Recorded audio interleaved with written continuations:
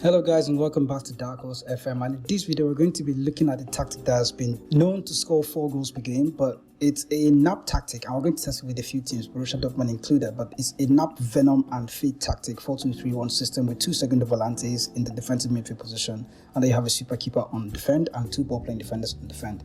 The XG for this tactic is over 4.0, so it's interesting to see how the tactic is going to work. The tactic tester went on to use Liverpool and Manchester City and a few other elite teams. We're going to test it with teams that are sub-top teams in Football Manager to see just how well they do.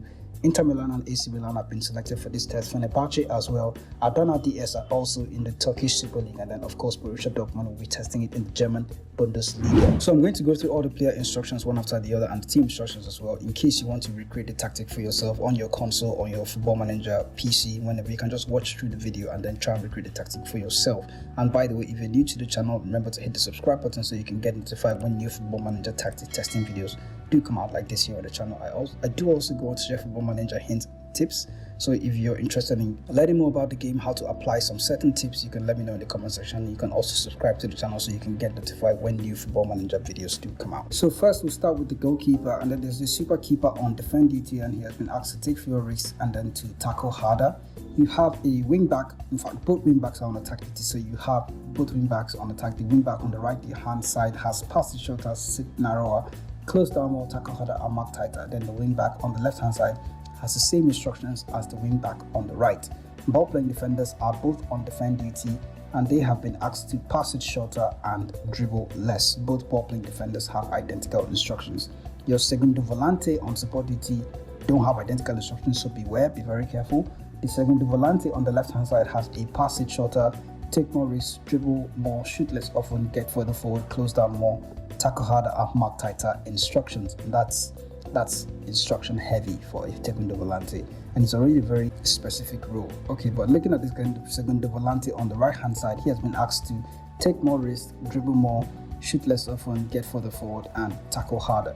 You have inside or inverted wingers on attack duty, and just looking if their instructions are identical, they are. So your inverted wingers on attack have been asked to take more risks, shoot less often, sit narrower, close down more and tackle harder. Both inverted wingers have identical instructions. You have an attacking midfielder on attack duty playing in the number 10 role, and he has been asked to take more risks, dribble more, shoot less often, move into channels and tackle harder.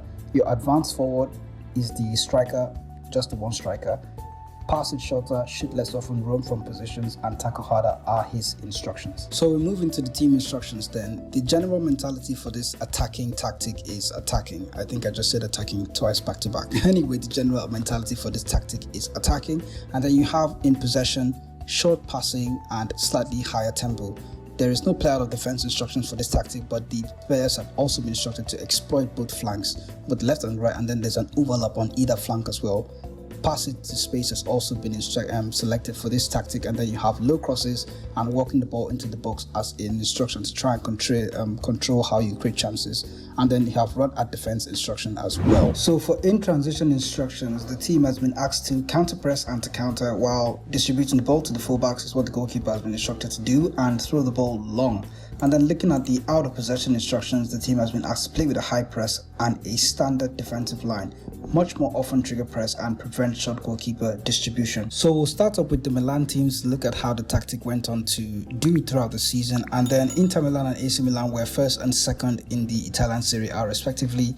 The AC Milan went on to reach the final of 2 competitions, the Italian Super Cup and the Italian Cup as well. I think the Super Cup was because they won the league last season, but they went on to reach these finals and then they were runners up. I think they lost in the final of the Italian Cup. They lost to Inter, so Inter was the other team that went on to meet Milan in the final. So the tactic took both Milan teams to the final, with AC Milan were knocked out in the Champions League by Real Madrid. But looking at the team stats of the Serie A to see how well they did, most goals were scored by Inter Milan with 117, and Atalanta or AC Milan went on to have 91 goals and they were in second place. Most points per game was AC Milan and Inter Milan, of course.